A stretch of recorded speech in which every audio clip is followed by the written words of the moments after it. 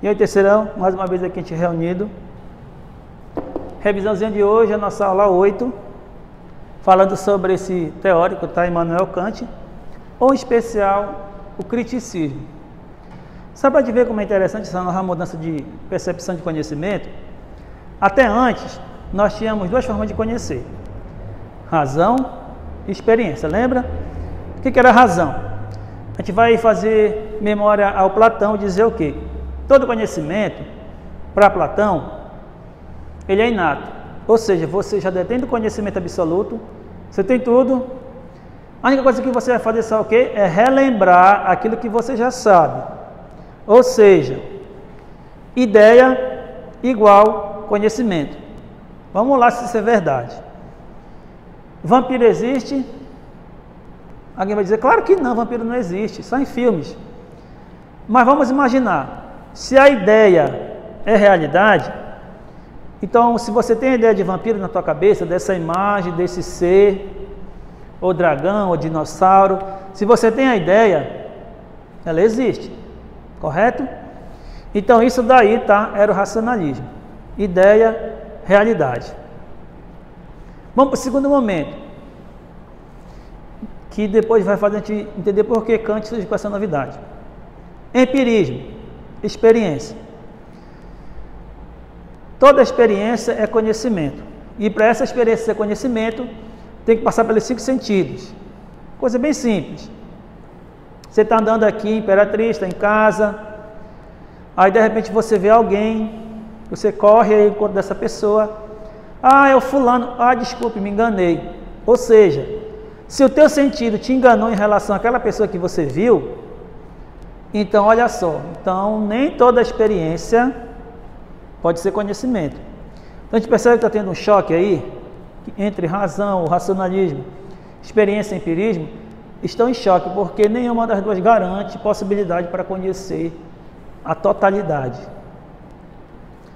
Kant observa isso daí, estudou, pesquisou, começou a tentar entender isso daí, e a partir daí vai surgir essa nova concepção chamada criticismo, aonde, só relembrando que existem 4 perguntas fundamentais, tá? Primeira, o que eu sei de verdade?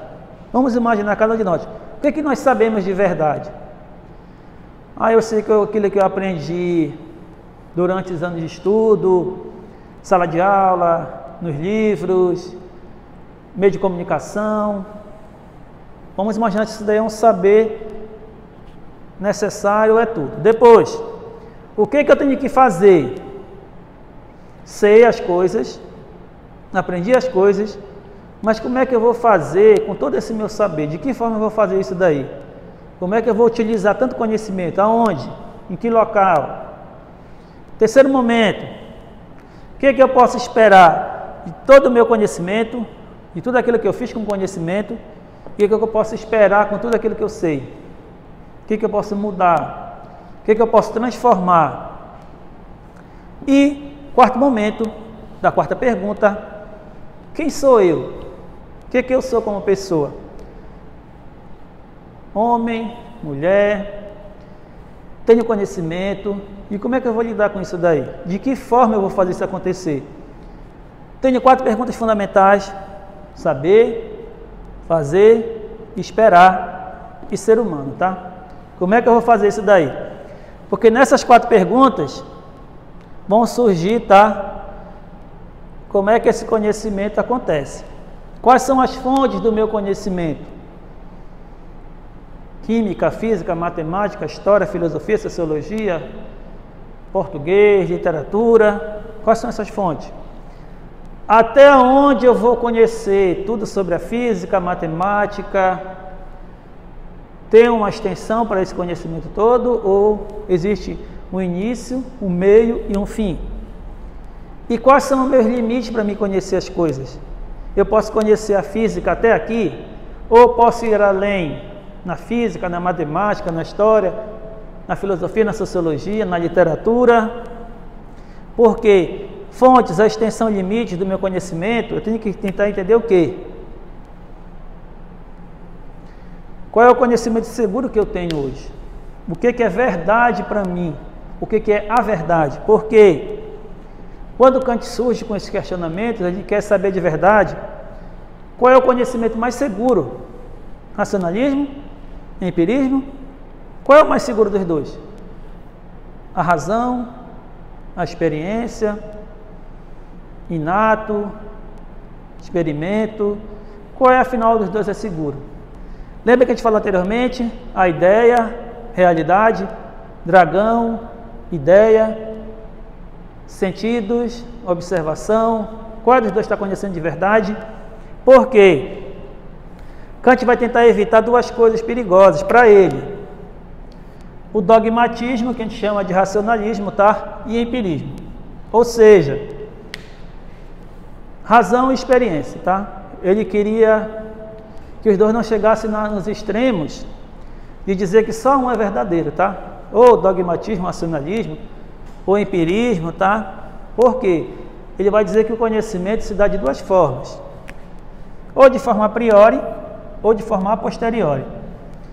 O que é a priori? Eu conheço de forma inata, eu tenho algum conhecimento, ele está aí, ele existe, eu conheço.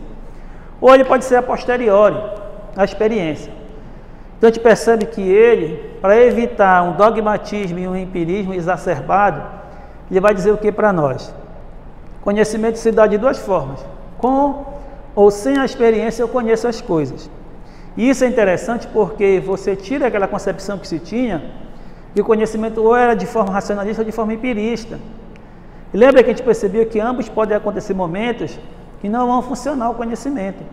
Porque se eu sou racionalista, a ideia igual à realidade. Empirismo, realidade igual à experiência. Mas nós sabemos que esses dois, em determinado momento, podem entrar em choque e não dar possibilidade de conhecimento. Por isso que ele vai dizer o quê? Ele tenta evitar essas duas coisas, tá? Esse dogmatismo, aonde a realidade era aquilo que de forma inata é verdade, é real, ou empirismo que não, a experiência é a realidade. Lembrando que a gente acabou de falar, tanto a ideia quanto a experiência não é possibilidade de conhecimento, porque podem entrar em conflito ambas. Por isso que é importante saber que com ou sem experiência, com experiência, tá? Aqui sem experiência e com experiência, tá? Eu posso conhecer as coisas. Aí que a gente tem que ter esse cuidado. A gente vai começar a observar que o criticismo nada mais é dizer o quê? E o conhecimento pode acontecer? Pode. De que forma? Inata, experiencial? Não, ele pode acontecer de duas formas. Então a gente pode utilizar esses dois mecanismos para conhecer as coisas, tá? Está tudo aqui. Lembrando que as 4 perguntas são fundamentais. O que eu posso saber? O que eu posso fazer com esse conhecimento? O que esperar com esse meu conhecimento? E o que esse ser humano vai fazer com tudo isso daí, tá? Porque se ele sabe fazer isso bem, com certeza vai ajudar muito e ainda melhor o que o mundo precisa saber hoje, tá? A gente não pode esquecer, saber fazer, esperar esse ser humano, quais são as fontes desse conhecimento, até onde eu posso conhecer, até onde a possibilidade do meu conhecimento pode chegar e quais são os meus limites do meu conhecimento, porque a gente imagina que todo mundo pode pensar, pode imaginar que tem uma totalidade do conhecimento. E a gente percebe que não é assim que funciona, tá? Porque ele vai dizer que o conhecimento, tá, para ser seguro, pode acontecer dessas duas formas, tá? A priori ou a posteriori. Nunca de forma dogmatista, onde eu acho, imagino que existe um único conhecimento absoluto e aonde eu acho que ele é inato, ou empirista, onde a minha experiência garante, tá, conhecimento. E essa briga foi bastante tempo, foi ferrenha, que as pessoas imaginavam que o conhecimento era dessa forma, era uma briga constante e era uma discussão todos os dias entre os indivíduos, porque no lado racionalista nós temos quem? Descartes. Lembra que ele fala, penso, logo existo. Locke dizia o que para nós do lado empirista? Conhecimento, tá? É experiência. E essa briga foi ferrenha. Kant leu, conheceu, interagiu. E a partir daí ele observou que dogmatismo e empirismo atrapalhariam muito o conhecimento, porque lembra que a gente falou anteriormente. Ideia, realidade, experiência, realidade, e ambas não podem dar garantia para conhecimento, tá? Lembra que a gente falou da ideia? Você pode ter a ideia hoje, do dinossauro, do dragão, ela está na tua cabeça, você tem a imagem, na linguagem racionalista, essa ideia, ela está conectada com a realidade. Então, seu conhecimento é inato, então dragão, bruxa, vampiro, ele existe porque tu tem a ideia na cabeça. Se eu sou empirista, se eu sou um cara que sou empirista, eu acho que a minha experiência me dá a possibilidade de conhecimento, é só tu imaginar. Conhecimento para o empirista é através dos 5 sentidos.